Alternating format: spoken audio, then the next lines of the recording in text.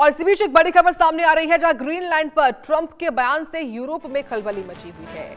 Europe ने Trump के खिलाफ मोर्चा खोल दिया है। फ्रांस, जर्मनी समेत 7 देशों का एक संयुक्त बयान सामने है, जॉइंट स्टेटमेंट सामने है।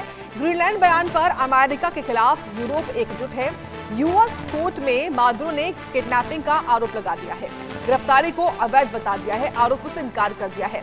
अमेरिका की दबंग विदेश नीति अब पूरी दुनिया के सामने बेनकाब होती दिख रही है।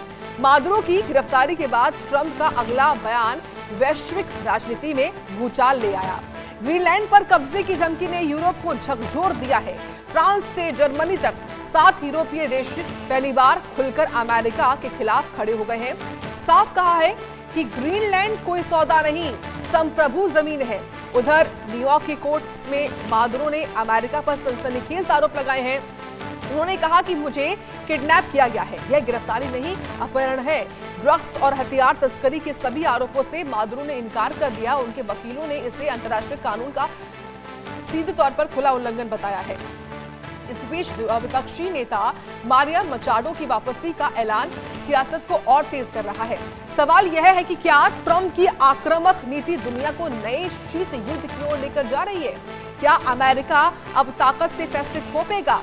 और क्या यूरोप, लैटिन अमेरिका मिलकर वॉशिंगटन को चुनौती देंगे? ये बड़ा सवाल है, क्योंकि अब ग्रीनलैंड को लेकर साफ तौर पर ट्रंप ने बयान दिया था जब वो पत्रकारों से मुखातिब हो रहे थे कि हमको ग्रीनलैंड चाहिए क्योंकि हमारी राष्ट्रीय सुरक्षा का सवाल है ग्रीनलैंड का हमारे साथ होना।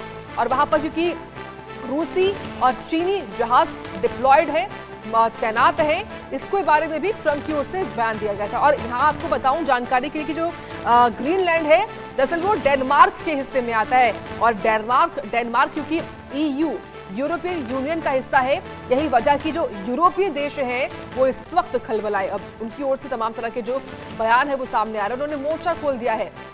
फ्रांस, जर्मनी समेत 7 देश हैं जिन्होंने एक ज्वाइंट स्टेटमेंट दिया है। ग्रीनलैंड बयान पर अमेरिका के खिलाफ यूरोप देश एकजुट हो चुके हैं। वेनेजुला के बाद ट्रंप की जो दादागिरी बढ़ी है, जिस तरीके से वो कोलंबिया को लेकर या ग्रीनलैंड को लेकर बयान दे रहा है, उसी क्रम में अब तमाम जो यूरोपियन कंट्रीज हैं उन्होंने अब एक ज्वाइंट स्टेटमेंट दे दिया है।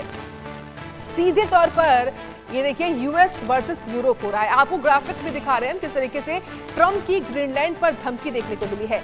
यूरोप का जो संयुक्त मोर्चा है वो सामने आ चुका है। इसमें 7 देशों का खुला विरोध दिखाई पड़ता है अमेरिका के प्रति। आर्कटिक सुरक्षा पर भी टकराव है। यहाँ मादुरो केस से ये तनाव ज्यादा बढ़ा है। वैश्विक राजनीति में भूचाल इस वक्त आ चुका है ट्रंप की ओर से दी गई चेतावनी के बाद।